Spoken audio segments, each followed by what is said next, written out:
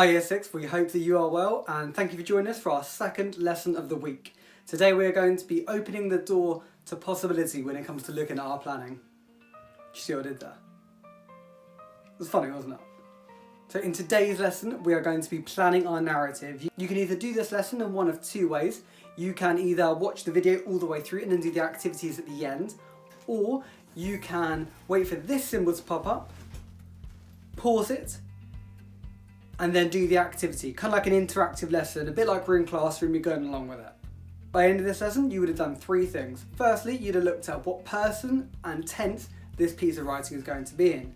Secondly, you will have looked at the structure of this story, how much you are going to write and what's going to be included in it. And three, you've explored a range of ideas, come up with your own, and you're ready to write with the plan in action. So first things first, let's have a look at the GPS tools we need. So we're going to look at So first things first, let's have a look at the person that we're going to be speaking from, and let's look at the tense that we're going to be writing in. First of all, we're going to be looking at writing in the first person, so it's going to be from the character's perspective. So I, me, my, mine. You don't need to name the main character by name because you are writing as if you are that main character. Secondly, we're looking at tenses. Now this can get a little bit more complicated, which we're going to go into a little bit of detail, but basically we are writing in the past tense as if what we are writing about has already happened. So perhaps it's the main character reflecting back on that time. So we've got three different tenses that we're going to be looking at when we use the past tense. We have the simple past tense, where you find your verb, which here is to walk. That verb has been completed, therefore we add ed to the end of it. Simple, right? That's why it's called the simple past. Then we have our past progressive tense. So we think about progressing, as Mr. Kilduff does. So our verb, which we know is walk, has an ing on the end to show that the verb is still being completed, it is not yet completed. However, to make it the past tense, we add our auxiliary verb of was. So I put AV there for auxiliary verb. So I was walking to the shop. So just remember, when you do the progressive tense, whether it's the past or the present, you have your auxiliary verb to accompany your verb which ends in ing.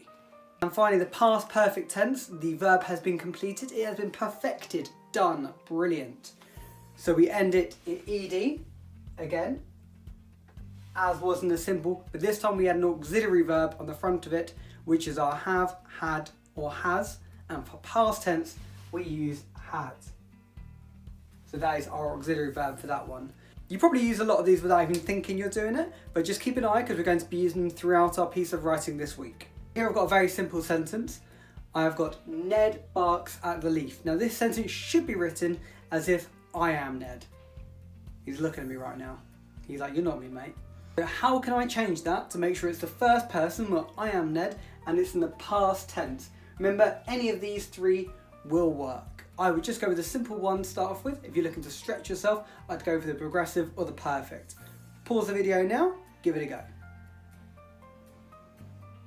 Okay, you've done that. So, first of all, you should have got, if I'm writing as Ned, it needs to be me, I. So I change Ned for I. Then we need to change to the right tense. So a tense is actually our verb tense. I find the verb. I am the subject. The object is the leaf, which means that barks is my verb. That is the thing that's incorrect.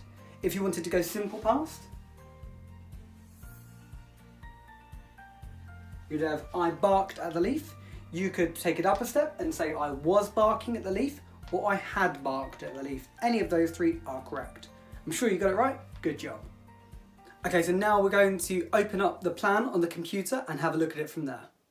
Okay, so as you can see in front of you, this is the blank template for our narrative. If you scroll up, there is the same template and it just has loads of questions on it that I use to help me with mine.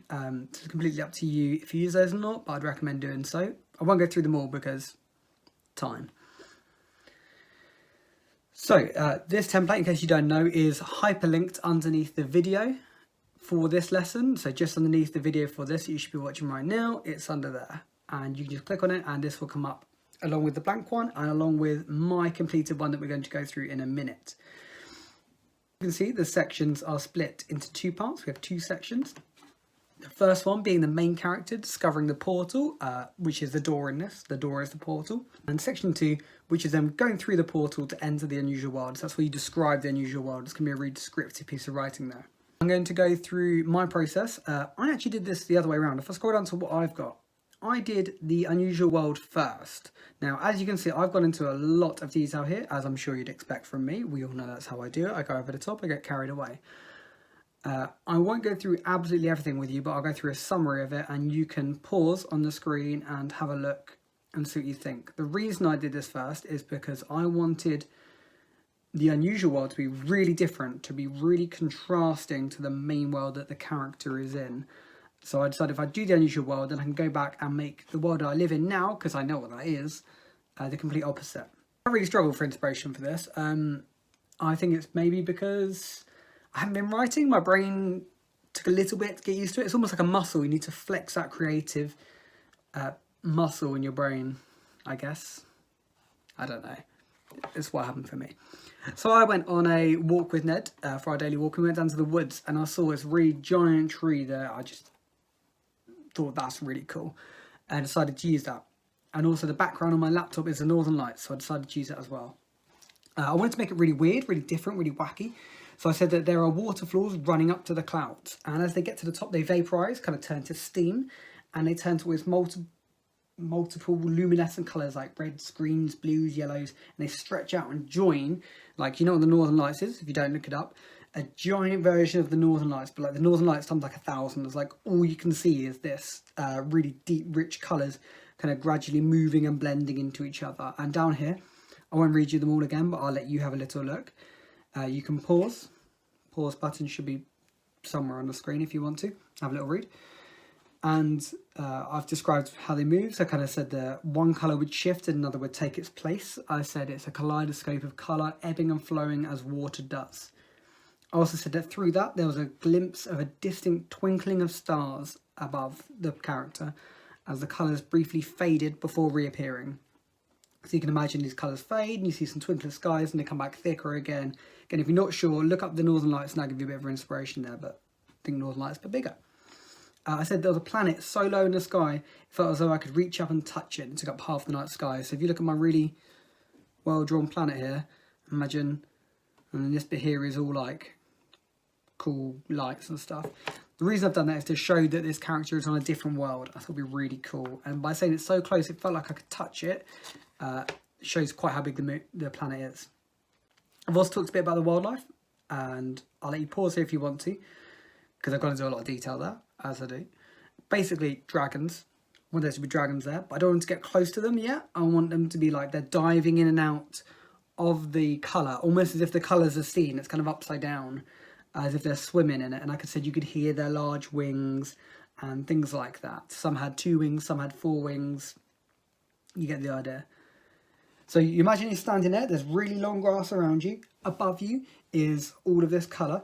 And then we have a big tree standing in the middle of this field in the middle of the night. It's unlike anything I've ever encountered. It's huge.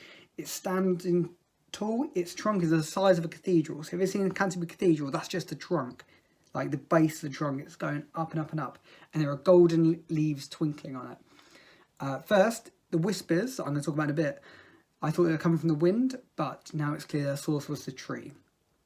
So, if you'd like to, pause now, describe the unusual world, and yeah.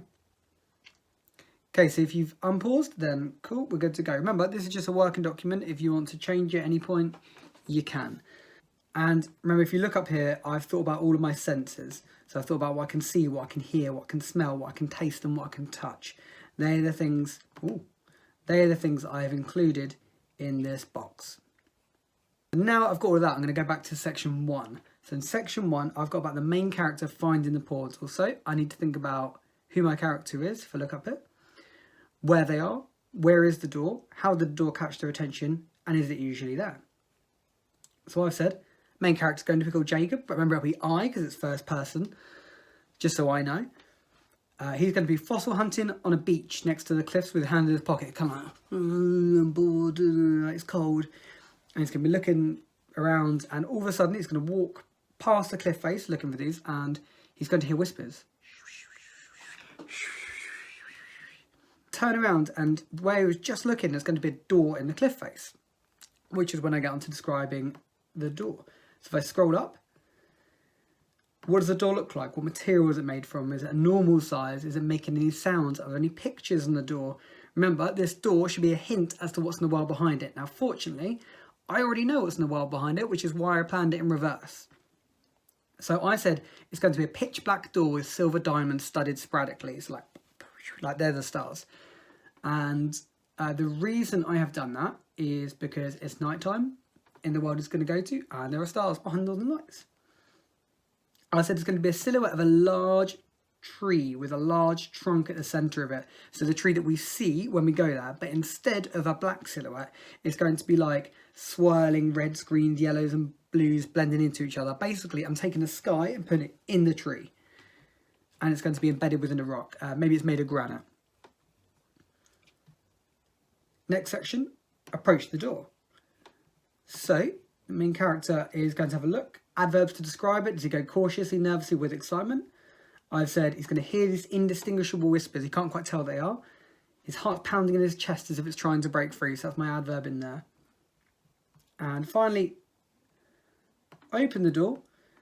How will they open the door? Is there a handle? Is there a doorknob? What material is the door made from? Is it warm? Is it cold? Does the door move easily? Anything like that. And I want to leave it on a cliffhanger. So I've said in mine, he's going to search for a door handle or a doorknob, but he can't find any. Nothing at all. But he can find a keyhole. And I actually I had thought about this. I haven't written this in there yet. I'm going to add it to there now. The keyhole is in this. The centre of. Spelled centre wrong. Centre of the tree. He's going to hear whispers from his pocket, not his pocket, his pocket, and find a jet black key in there. So he's going to hear whispers from his pocket and find a jet black key in there, and he's going to use that to get in there. And my cliffhanger is going to be that he goes through the door and I don't know what's on the other side. If you'd like to pause now, you can fill that section in. I know I've whizzed through that really quickly because I've got a lot of information. What I would do if I were you is I would go back and watch some of it again. Pause, have a read of what I've got if you're really trying to stretch yourself. Read all of this extra information here that I've put in and see if you can magpie any of it. Yeah. So, there you have it. You should either have your planning done or you're about to go and do it when this video finishes. Either way, good job for listening along, and I'm really excited to hear your planning. As you can tell, I get really carried away with the planning. I don't need to tell you that, you know that anyway. So I've got loads and loads of ideas still, and if you are really struggling for ideas, you've thought about books you've read and other bits and pieces and you're still struggling, drop the Year 6 email account an email and one of us can get back to you and give you a bit of help. Tomorrow you're going to be doing some art with Mr. Kilduff where you're going to be drawing your door, which will hopefully deepen your understanding, ready for your description. And I'm looking forward to getting started with the writing with you on Thursday. I'll see you then.